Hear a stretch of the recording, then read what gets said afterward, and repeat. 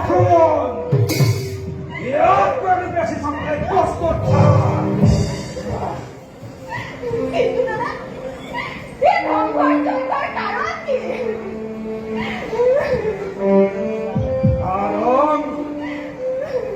কারণ অদিষ্ট দৈবকে অদিষ্ট জীবনের ভাই অধিকার করতে পারে হয়তো মস্কুরা রোজা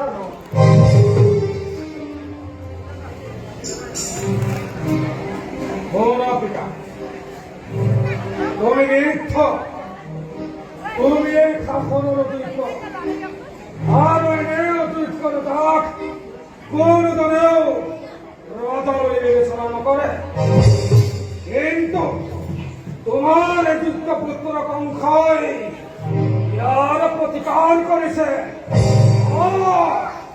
ইয়াত কোনো অধিকার প্রশ্ন নাহে পিতা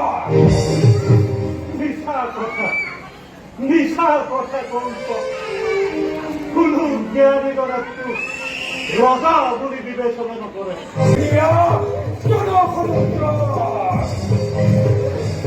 আনন্দ মর্ত পদাজি পলক লড়ে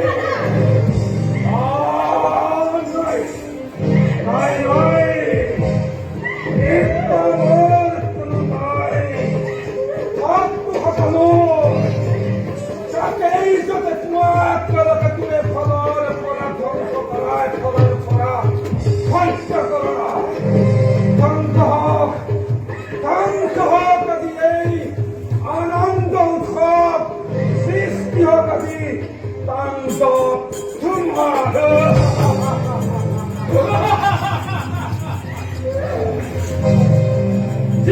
পরিমল জানা সমুদ্র যাকে চোখের পায়ে খবর করা ধ্বংস করে এই মুহূর্তটা সূচনা করি পাই ধ্বংস ধুমুহা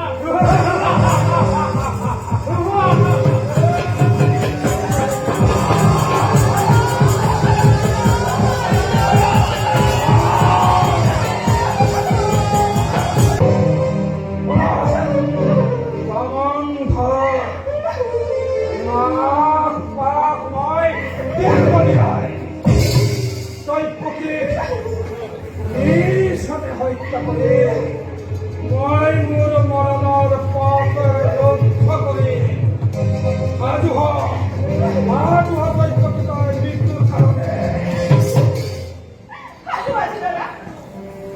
মৃত্যুর তবে প্রতি মুহূর্তে কিন্তু দাদা দুরূপ কালিমা স্থির তুমি মহাভক্তিমান তথাপিও দেখা পাই আগত মৰণৰ সৌ স্বপ্ন প্ৰহেলিবা দেখি তুমি জীৱাৰ পৰাই কঁপিতা কৰা এই দৈৱকী মৃত্যুৰ নামত বিচাৰিলা নহয় তেনেকুৱা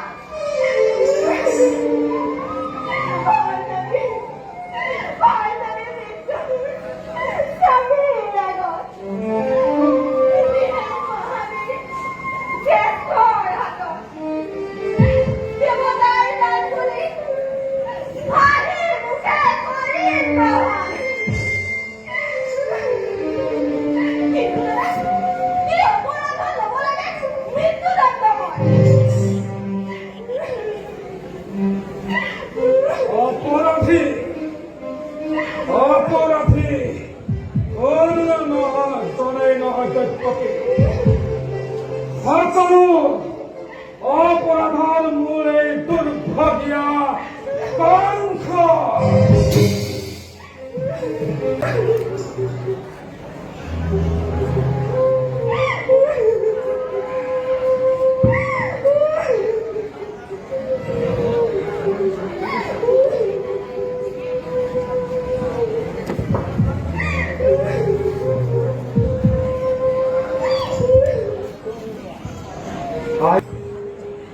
অতি মৰমৰ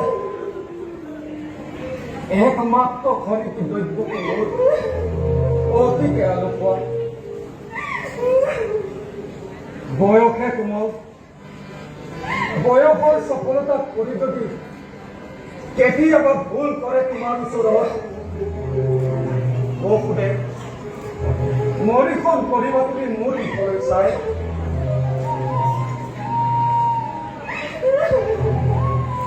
আই বেগপতি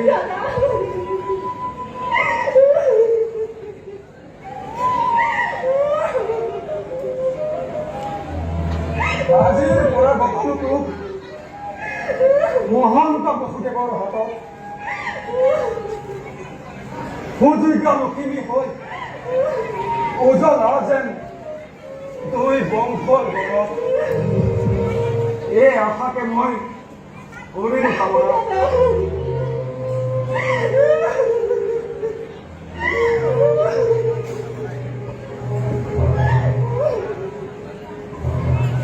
মই আমাৰ এই ৰাগখন প্ৰায় 40 বছৰমান সীমা অতিক্ৰম কৰিলে আৰু আগলৈও এনেকৈ স্থানীয় ৰাইজৰ সহযোগত দীৰ্ঘদিন আমাৰ ৰাগখন আগবাঢ়ি গৈ থাকিব।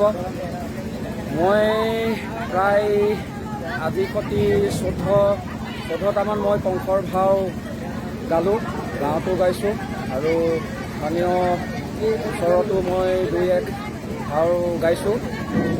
আৰু হয় আমাৰ ৰাগখনত স্থানীয় শিল্পীৰ লগতে আমাৰ ওচৰৰ গাঁৱৰ শিল্পীসকলেও আমাক সহযোগ কৰিছে। আমাৰ ইয়াত বিভিন্ন জাতি ধৰ্ম নিৰ্বিশেষে সকলো আহি আমাৰ ইয়াত যোগদান কৰি আমাৰ অনুষ্ঠানটোক সহযোগিতা কৰিছে। ইয়াত চাহ মজদুৰৰ শিল্পীৰ পৰা আৰম্ভ কৰি বিভিন্ন ধৰ্মৰ শিল্পী আহি ইয়াত আমাৰ সহযোগ কৰি অনুষ্ঠানটো সাফল্যমণ্ডিত কৰিছে। ইয়াত আমি যথেষ্ট সুখী আৰু আমাৰ এই অনুষ্ঠানত দৰ্শকেও বিপুল সঁহাৰি জনাইছে। এই সুযোগতে দৰ্শককো আমি এবাৰ ধন্যবাদ জ্ঞাপন কৰিছোঁ। এই ৰাগখন 1978 চনতে আৰম্ভ হৈছিল। বৰপথাৰ মহিলা কমিটিয়ে প্ৰথম এই ৰাগৰ জন্ম দিছিল। এই 1978 চনৰ পৰা আজি পৰ্যন্ত আমাৰ এই ৰাগখন ধাৰাবাহিকভাৱে চলি আছে আৰু এই ৰাগখন এটা পৰম্পৰাগত বৰপথাৰবাসী ৰাইজৰ কাৰণে এটা পৰম্পৰা উৎসৱত পৰিণত হৈছে। গতিকে ইয়াত আমি অকল ৰাস বুলিয়েই নহয়, এই ৰাসে আমাৰ সামাজিক বান্ধোন সম্প্ৰীতি আৰু আমাৰ বিভিন্ন সমন্বয়, বিশেষকৈ সমন্বয় আমাৰ সাধন কৰিছে। আমি এই ৰাসত আমি অকল গাঁওবাসীয়ে নহয়, আমাৰ ওচৰতে এখন বাগিচা আছে, ওচৰতে এখন মজদুৰ লাইন আছে, আমি তেওঁলোককো আনি ইয়াত সন্নিৱিষ্ট কৰি পেলাই আমাৰ ৰাসখন এটা সাৰ্বজনীন ভিত্তিত আমি চলাই নি আছোঁ। আৰু আমাৰ বৃন্দাবন আপুনি নিশ্চয় দেখিছে, আমাৰ এই বৃন্দাবনখন আমাৰ যিখন শাস্ত্ৰীয় বৃন্দাবন, সেই বৃন্দাবনখনৰ ইয়াত প্ৰতিফলিত হয়। বৃন্দাবনলৈ আপোনাৰ অসমৰ বিভিন্ন প্ৰান্তৰ পৰা ইয়ালৈ দৰ্শক আহে। এই বৃন্দাবনখন চাবৰ কাৰণে কথাছবি জগতৰ বিশেষকৈ ৰাজীৱ গোস্বামী, দীপন ভৰালীৰ দৰে অভিনেতাসকলো আহি ইয়াতে চাই আপোনালোকে আমাক তেওঁলোকে প্ৰশংসা কৰে।